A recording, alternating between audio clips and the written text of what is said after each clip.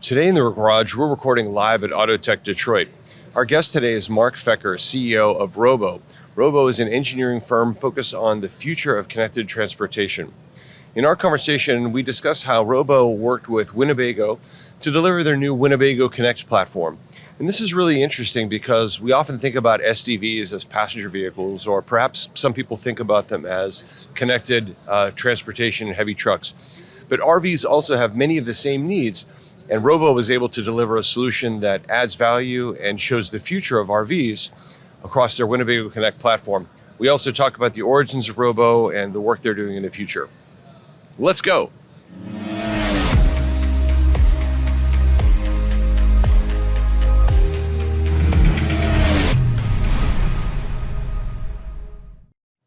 Welcome to the garage. I'm John Heinlein, Chief Marketing Officer with Sonatus. We're recording live at AutoTech Detroit, and that's the background noise you may hear as we're recording. My guest today is Marc Fecker, CEO of Robo. Marc, welcome to the garage. Thank you. So it's first, introduce yourself and tell us about you. Sure. So as you mentioned, Marc Fecker, CEO of Robo. I come from the world of technology. I've been a software developer my whole career, started actually developing in the internet space back in 1994, if you can imagine. Fell in love with the ideas of connected things and have been kind of on the bleeding edge ever since. I spent 17 years at Ford, the last 5 of which was running an innovation lab for Ford Motor Company and the dealers, creating the future of automotive retail. And then I went back to school, got my MBA at Michigan, and was really excited to do my own thing. So started Robo in 2017, we're focused on the future of connected transportation, and we're an engineering firm here based in Novi, Michigan. That's fantastic. So you got to start us off with a fun fact about you.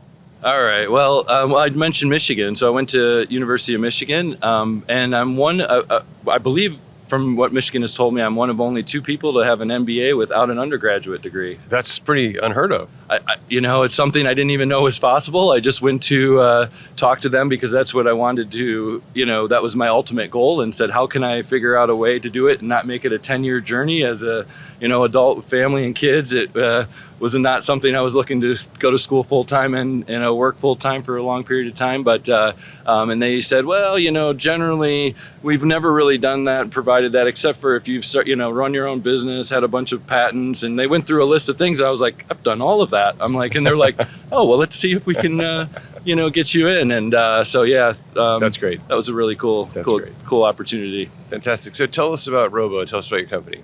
Yeah, so I mentioned we're an engineering firm here in Novi, Michigan, focused on the future of connected. Oh, you're local. You're right here. We are right here. Yeah, we are like a mile away. This is like a dream setup for us because, we're right down the road. But we have a lab here where we focus on all the development. We focus on transportation, and we specialize in embedded software, firmware type of capabilities. We like to say where software and hardware meet. That's our specialty. But we're trying to create the experiences of the future of transportation while at the same time creating the jobs of the future. That's great. And the reason we wanted to talk with you, it turns out you're exhibiting right next to us. Your booth is literally right there. I know, it's pretty awesome. And but you had such an interesting story that, in this podcast we talk about vehicle software technology, especially how software and software-defined vehicles can enable next-generation experiences and capabilities. And as we were talking, we realized that that's exactly what you're doing. Yes. With your solution. Is you're showing how, in this case, for recreational vehicles, in this example, you're able to deliver a kind of a customized, advanced, new experience for those. So maybe you want to talk about this project and kind of the origins of the project and what you've been able to achieve. Sure. Yeah. So we're referring to Winnebago Connect. So Winnebago is one of our key clients, and we help them go from concept all the way to productionalization. We're now in market with 500 plus vehicles in operation and continue to roll new ones out every day. But it really is a fully connected RV. I like to say it's everything connected home and connected vehicle kind of mashed up into one. So integration of all of the house systems, that's lighting systems, water systems, climate management, energy management, slide outs, leveling systems, you name it, all integrated into a centralized control system. You have a mobile app where you can interface with it near field via Bluetooth or over the air from anywhere anywhere in the world because the vehicle is connected and online. And then there's a lot of really unique capabilities, first of their kind in the RV industry. Things like we do over-the-air software updates to provide new features and benefits to consumers on a regular basis, quarterly basis. And then we also offboard data and really put that data into action to improve the customer experience. And and there's so many bells and whistles I could go into, but that's really, we brought that from the beginning all the way to market. And working with Winnebago's leadership team, I think it really all stems from their belief in the opportunity to create a better experience for their customers and a competitive advantage in the marketplace. But it takes that, because when you talk about digital transformation, it really is about organizational transformation, right? In order to design, build, and support a product like that, it impacts every aspect of a business, and you need to embrace that and want that, and have the leadership really pushing that as a priority for the organization. So many interesting points you made there. I want to come back and touch on a couple of those in succession. I want to start by saying, just in fairness, my fun fact back to you, because I think I wanted to let you get to your story first, is my parents are big RVers, actually. Oh, awesome. Yeah, they're retired. They take their RV all over the place, particularly from up in the Northeast to Florida as well. Yeah. So it's close to my heart that you're delivering that innovation, because I think definitely that's a space that can benefit from innovation and digitalization, because not all of them, all RVs are like that. So that's really exciting. You're absolutely correct. And it's actually, helping businesses who are traditionally technology and non-software type businesses bring that capability to bear. That's really what we're passionate about, and helping more people do that. The second thing I was going to say is, you mentioned 500 units, and that may seem like a small number to our listeners who think about the auto industry in the millions of units, but the RV market is much smaller. And you're also rolling out across their fleet, sort of in a rolling basis. So you expect to be a bigger portion of their fleet coming up. Yeah, ultimately the plan is to have Winnebago Connect in every Winnebago product over time. Exactly the timeline, I'm not exactly sure. Sure. A lot of that is dependent on roadmaps in the marketplace. Sure. And things of that nature. But over the coming years, that's the intent. The cool thing about it is it can take different forms. If you think about a low-cost, $25,000 trailer versus a big $500,000 class, A vehicle.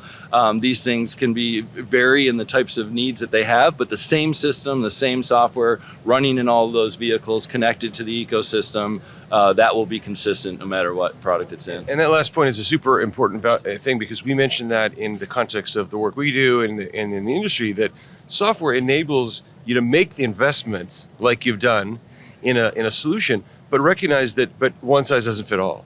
You can take that same foundation and deliver it in a high-end vehicle and a low-end vehicle, but the underpinnings are the same.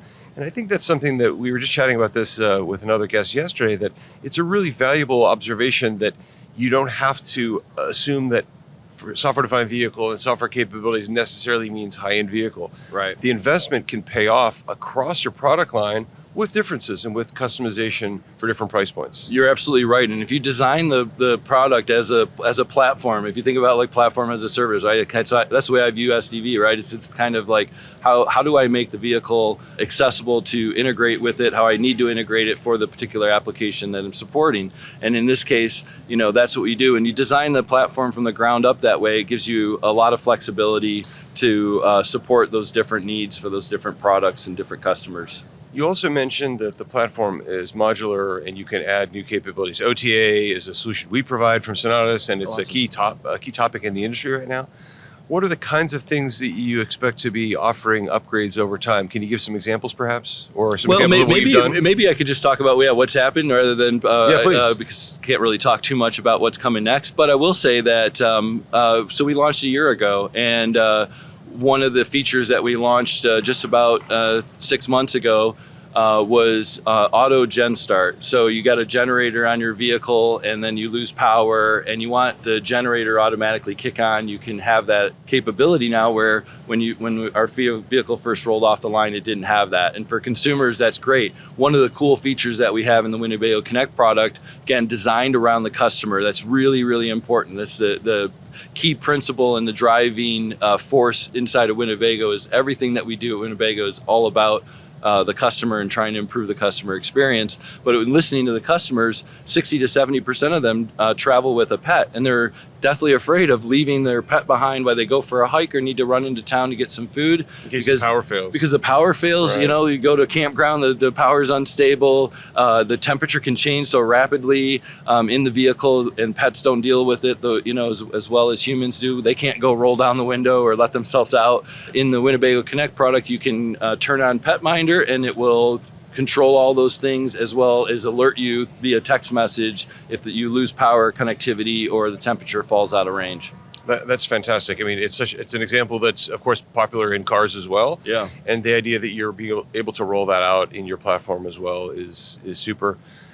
You mentioned also earlier that you've had a great collaborative relationship with your OEM customer, Winnebago. Yes. And it takes a village really to It create really does. solutions like this. Can you talk about your relationship with them and some of the learnings you had about that might even also benefit others that are looking to deliver software projects into OEMs? Yeah, and I really think that you just brought up a really key point there, right? It takes a village. It is not a small effort. I did not do this on my own. I'm representing, probably a couple thousand people who are involved in bringing this to market. And it takes, as I mentioned, sponsorship and support at the leadership level. And our journey was really that of, we had worked prior with an individual who came into Winnebago to lead digital transformation there, and she was needed help in improving the customer experience. We got involved with that and did some UX design work and some support for some of their existing experiences. And as they started to move forward with their strategy and thinking about how they could create a differentiated offering through a connected RV that started off being called Smart RV, it was something they recognized myself and my team could help with. And they brought us in there. But, then it takes, building the relationships with all the different vertical owners of the within the business, with the team that's really responsible for delivering, and getting them to believe in the same mission and the same direction that we're trying to move, and then help them along on that journey, right? And so I think, if I think about the journey of bringing Winnebago Connect out, there's, yes, tons of technology challenges. It gets into, when you start talking about integration of an RV, it's much different than in the auto world. In the auto world, everything is CAN J1939. That's the standard, and every OEM has components designed and developed for them. In the RV world, you got to realize it started off with people in a garage who wanted to build, take a trailer and build a little tent on the back, and then they started to put in things they could buy at Lowe's and Home Depot or whatever to assemble a vehicle. It's evolved, but not that significantly. There's still a lot of commercial products in there, and we deal with every variant of CAN, serial interfaces, wireless interfaces. We got to make all of that work cohesively into one system, and that's a technical challenge.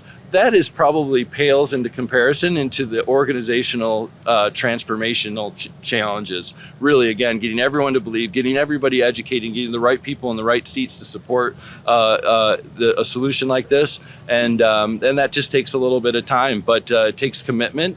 And if you have that within your organization, you can too bring together a solution like Winnebago Connect. That's great. I mean, so it sounds like a key goal is having a champion, having somebody who's driving for this and pushing it ahead. And then you mentioned these diverse connectivity standards. As you said, vehicles are somewhat standardized, but even there, you have a number of different standards. Sure. One of the things we do is help to bridge some of those different standards together. So it sounds like you've had some of those same challenges. So I feel some kinship with what you're doing. Yeah, I actually sit on the RVC is the emerging RV CAN standard, and I sit on that board within the RVIA Very smart. committee. Very smart. To try to move that forward, get that mature, because if we can get that mature, it pays off for everybody. The supplier, the OEMs, everybody benefits from that work. But it's all volunteer work, all right? It's extra work, but it's important work. Absolutely. A number of our folks do the same work with Covisa and Trucking Association and a number of other organizations, so it's important work. Yeah. And so pulling back and aside from Winnebago, what other things is Robo working on? What are you looking forward to next? Yeah, so we work with a number of different companies. We've worked with Hyundai Translead on their 18-wheelers. We worked with Amazon on their last mile of delivery and getting vehicles off the data off the vehicles. We're working with a new company. Very excited to talk about these guys. They're called Trip. They're just about to launch. It's a micromobility company with like bike share program that's launching in Columbus and Cleveland next year.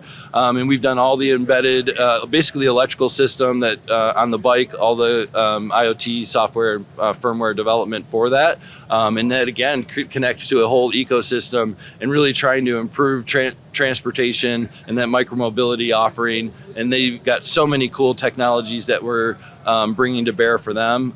That's an exciting program to talk to. But this show is really our first time exhibiting, our first time.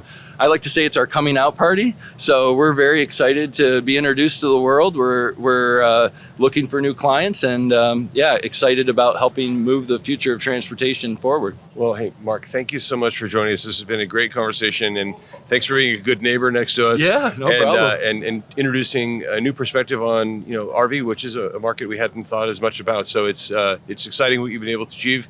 Congratulations and good luck in the future. Thank you so much. If you like what you're seeing in this episode, please like and subscribe to see more like it, both from AutoTech Detroit and also from our home studio. We look forward to seeing you again in another episode of The Garage very soon.